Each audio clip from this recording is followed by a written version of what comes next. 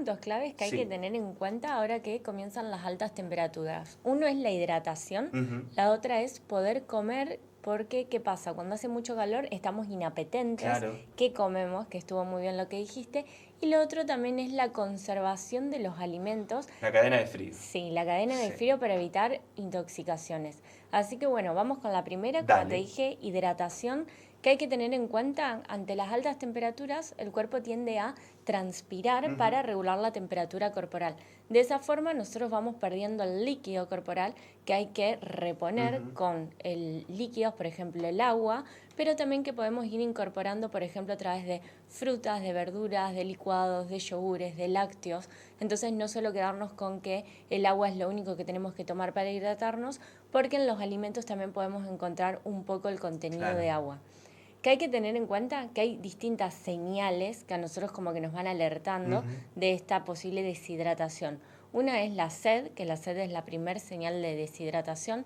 La segunda es la orina oscura, que eso quiere decir que no estamos ingiriendo la suficiente cantidad de líquidos para estar hidratados.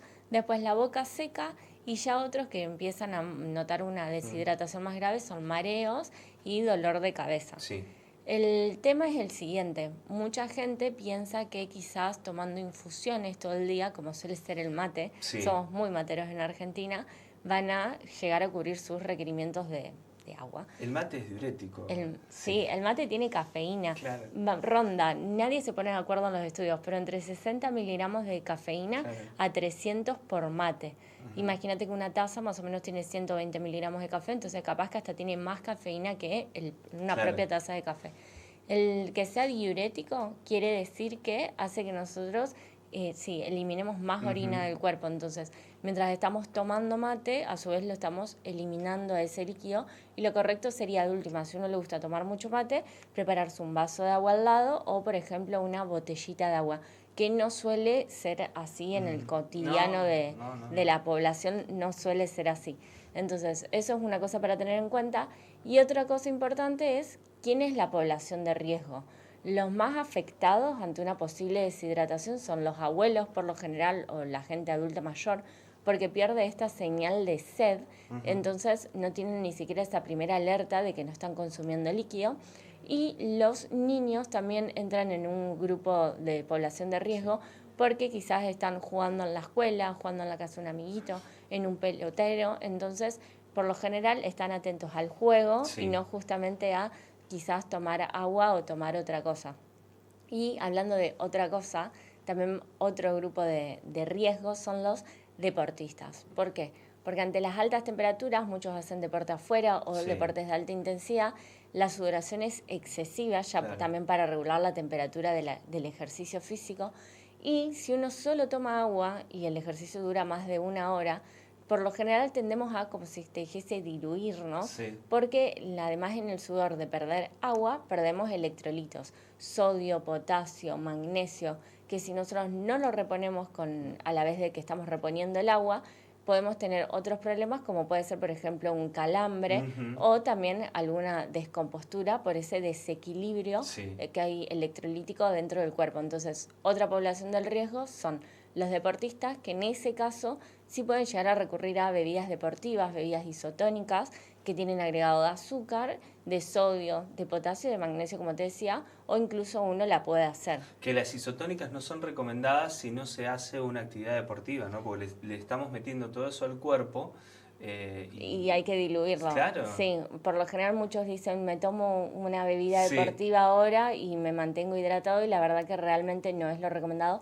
Además de que tiene azúcar. Eso mucha gente no lo tiene en cuenta y en realidad tiene quizás el mismo contenido que una gaseosa cola o, por ejemplo, que un agua saborizada, que eso también entra en confusión. Bueno, me hidrato con agua saborizada y en realidad el agua saborizada tiene azúcar y el cuerpo también tiene que empezar a procesar ese azúcar. Sí, metabolizarlo, y también necesita eliminarlo. Entonces, lo correcto en realidad es el agua pura o, por ejemplo, a través de alimentos, frutas, verduras, licuados, como te dije. Y después, depende del caso, la bebida deportiva, que como te dije, también uno la puede hacer en casa con azúcar, sal, agua, y si le quiere agregar un sabor, un poquito de jugo de limón o de naranja. Tienes que tener la costumbre, como decimos siempre, de hacer cada uno de estos productos. Es más fácil ir y comprarlo Sí, que hacerlo, ¿sí? Ujú. Pero es una opción. Y también hay que tener en cuenta esto de agarrar y decir, preparo la botellita de agua Ujú. y me la llevo de casa. Sí. Entonces, ese es el primero que dijimos, que la hidratación es importante. El segundo del que podríamos hablar es esto de que estamos más inapetentes. ¿Por qué es esto? Porque cuando nosotros comemos en invierno, las calorías que utiliza el cuerpo de la comida lo usa para generar calor corporal, para contrarrestar el frío de las temperaturas de afuera. Entonces, en verano, que ya no tiene que contrarrestar esas temperaturas, por lo general te va a pedir comer menos y eso se traduce en menos calorías que él gasta. Por eso estamos bastante más inapetentes o decir como un poquito así y ya estoy lleno.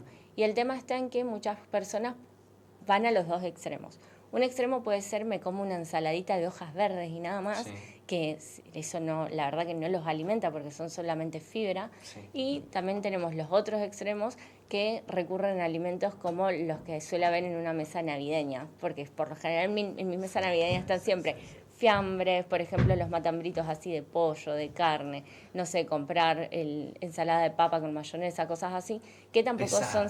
Pero tampoco son saludables, porque tienen sal, tienen, por ejemplo, bueno, son embutidos, son alimentos procesados por lo general, entonces no siempre es lo ideal. ¿Qué estaría bueno incorporar entonces para poder llenar la panza, pero no tanto, que sea liviano y poder tener una jornada, como dijiste, completa y llegar bien al fin del día? Siempre es la misma combinación. Fibra, que va a ser por las verduras, carbohidratos, que pueden ser complejos para que nos brinden saciedad por más tiempo, como puede ser un arroz integral, un arroz yamaní, unos fideos integrales que se pueden hacer y dejar fríos en la heladera. Papa se puede incorporar, la hervimos y la dejamos en la heladera. Después también podemos incorporar sino quinoa o las legumbres que entran no solo en el grupo de carbohidratos, sino que también entran en el grupo de proteínas, que es el otro grupo que estaría muy bueno incorporar, que algo fresco es, por ejemplo, hacer pollo a la plancha y guardarlo en la heladera, hacer pollo hervido, también podemos tener huevos. Si la única fuente proteica va a ser huevo, yo siempre recomiendo comer entre 2 a 3 huevos en esa comida. Para equilibrar. Sí, ¿por qué? Porque un huevo tiene muy poca cantidad de proteínas, entonces al menos estaría bueno consumir 2 o 3. Y recordemos que en realidad el consumo del huevo no va a ser el generante del colesterol. Sí, que ya lo charlamos. Ya lo charlamos, sí. Lo pueden ver en el canal de YouTube. Entonces eso para que se queden tranquilos.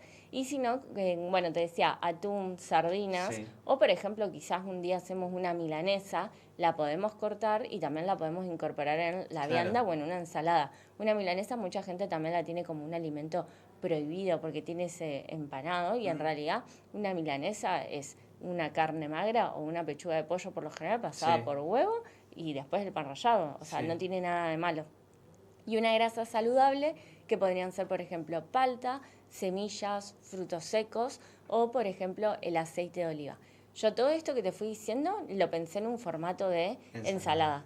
Pero en realidad yo cambio la fuente de carbohidrato, como si te dijese, sacamos el arroz, sacamos el choclo, los fideos, incorporamos 2 panes integrales y todo lo que te dije lo podemos comer en un sándwich. Un sándwich de atún con huevo, con, por ejemplo, zanahoria y rúcula, un sándwich de pollo desmenuzado, también con huevo que es untable y, por ejemplo, tomate. O también podemos comerlo en formato de wraps, que se pusieron muy de modas. El rollito, que podemos comprar la rapidita integral o la podemos hacer en casa porque realmente es mezclar a ojo harina integral, sal y agua. Siempre decimos, es cuestión de organizarse. Sí, y pensando en estas viandas dije, la gente que sale de casa, ¿cómo mantiene la comida? Eso es muy importante porque podemos prevenir una intoxicación alimentaria. Ya desde la compra es muy importante cómo vamos haciéndola y cómo los vamos eligiendo. Muchas veces alguno ingresa al supermercado y lo primero que va es quizás a la carnicería y en realidad, o a la verdulería, y en realidad lo primero que tendría que hacer es comprar los productos no perecederos, como suelen ser los paquetes, y por último ir a comprar, por ejemplo, como te dije, carne, pollo, los lácteos. Lo frío. Para que no pierda la cadena de frío. O, por ejemplo, no ir al supermercado, dejar las bolsas en el baúl o en el auto y seguir haciendo mandados, porque eso hace que pierda la cadena de frío. También hay que tener cuidado en dónde compramos, por ejemplo, los alimentos como puede ser, no sé, huevos o frutas que no estén en el sol directo, porque mucha gente hay muchas ventas ambulantes y no tenemos en cuenta quizás que estuvo ese maple de huevo hace 5 o 6 horas en el medio del rayo del sol, eso también es importante. Y también esto de salir de casa, cómo mantenemos. Si no tenemos heladera, estaría ideal recurrir a, por ejemplo, frutas con cáscara que se van a mantener mejor, o por ejemplo a frutos secos, alguna barrita de cereal de buena calidad, o por ejemplo quizás un huevo duro hasta 1 hora podría ser, porque con las altas temperaturas después sí se puede empezar a poner feo.